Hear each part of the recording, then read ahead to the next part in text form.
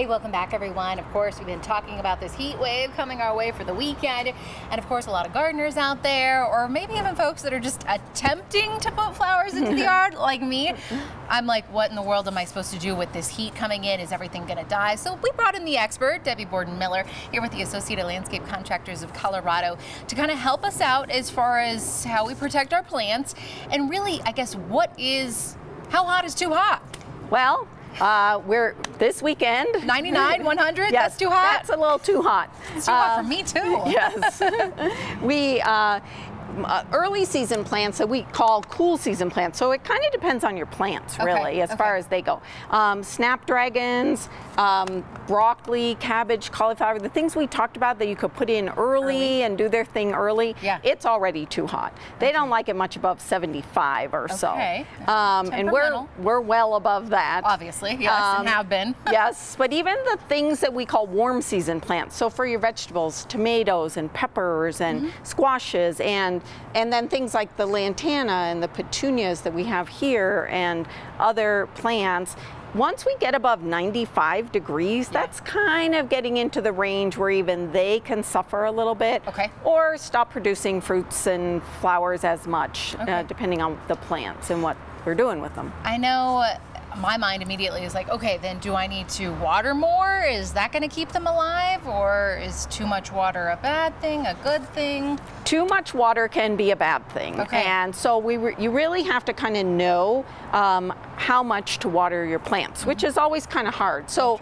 I suggest that people, if they're new to gardening or if you're not so sure, get yourself a water meter. It's just a very simple $20 or less usually device with a little probe and a little thing that you look at that says dry or wet. Okay, that's what I need. Yeah, something super simple. You poke it in and it tells you it's too wet.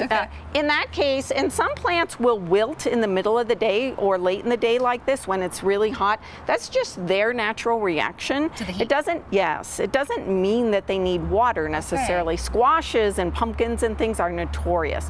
They will always wilt in the late day, but they don't really need water necessarily. Do they come back to life though at night once it cools down? Yes. So you go back in the evening, look at them. If they perk back up, then they really don't need any water. They're good to go. They're still wilted, and especially if they're still wilted in the morning, then they definitely need some water. Is there a proper way we should be watering our precious plants?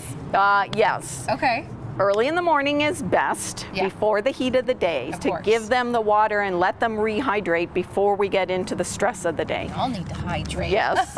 And then evening after it cools down would be a second choice. So if you're not unable to water in the morning, you can do it in the evening. One of the things is you really want to keep the water at the soil level and not just spraying wildly over your plants.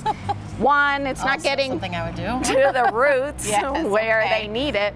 But also sometimes water can act like a little magnifying glass on the plant leaves and the sun will scorch them a little bit. So you might see little spots or burned edges. So that's not always good. We want to water slowly and deeply.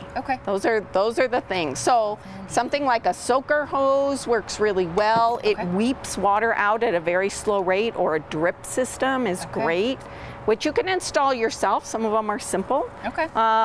Or, if you don't feel like that, you can hire a landscape contractor to come and they can hook up a simple system for you or a very complex system. That always does the trick too. Thanks so much, Debbie, for coming in and kind of helping us get through this heat wave and hopefully keeping our plants alive as we are looking at upper 90s and low 100s. Whew, don't go anywhere. I'm going to have that 7-day forecast. You don't want to miss it. That's coming up next.